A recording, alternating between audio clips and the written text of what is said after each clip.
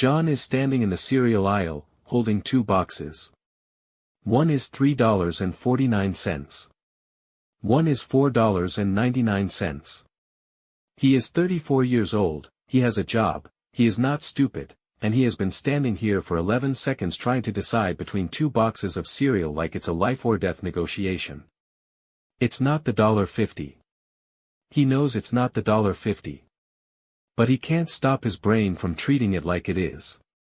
If you've ever stood somewhere completely mundane, doing math that made you feel a little insane, this video is going to explain exactly why that happens, and it is not because you're bad at money. My name's Mike, and today we're going inside what paycheck-to-paycheck living actually does to your brain. Leave a like, let's get into it. There's a concept researchers call the scarcity mindset, and once you understand it, you will never look at, just budget better, advice the same way again.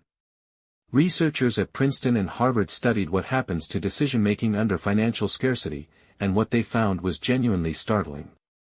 People under serious money stress performed on cognitive tests as if they'd lost around 13 IQ points, or pulled an entire night without sleep, not because they're less intelligent. Because scarcity hijacks your attention. Your brain becomes so consumed with the immediate threat, will I make rent, can I cover groceries, that it has almost nothing left over for anything else. Long-term planning, patience, weighing bigger decisions calmly, all of that runs on the same mental bandwidth that's currently being eaten alive by the question of whether you can afford the $4.99 cereal. This is why John is standing in an aisle agonizing over a $1.50. It's not really about the cereal. His brain is in a permanent low-grade emergency mode, and emergency mode makes everything, even small things, feel urgent. There's a specific term for this in the research, tunneling. When you're under scarcity, your focus narrows, hard, onto whatever's directly in front of you. It's actually useful in a genuine emergency. If a tiger is chasing you, you don't want to be thinking about your 401k, you want to be thinking about the tiger. The problem is money scarcity doesn't feel like one tiger. It feels like a tiger every single day, forever, which means your brain never leaves tunnel mode. And when you're always in tunnel mode, the big stuff, the raise you should ask for, the subscription you should cancel, the higher-paying job across town, gets crowded out by whatever tiny fire is closest to your face today. This is why paycheck-to-paycheck living is so brutally self-reinforcing. It's not that people living this way don't want to plan for the future. It's that scarcity mechanically, biologically, makes long-term thinking harder to access. You're not lazy.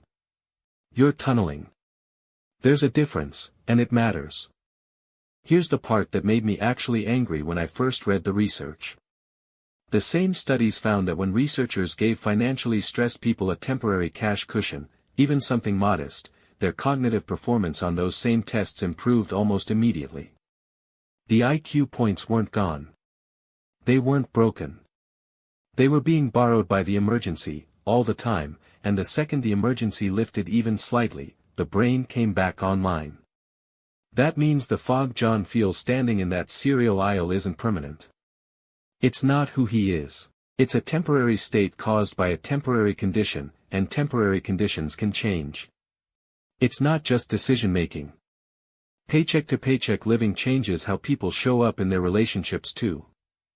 Studies on financial stress consistently link it to higher conflict in marriages, more irritability, more difficulty being emotionally present. It's not that money-stressed people love their partners less.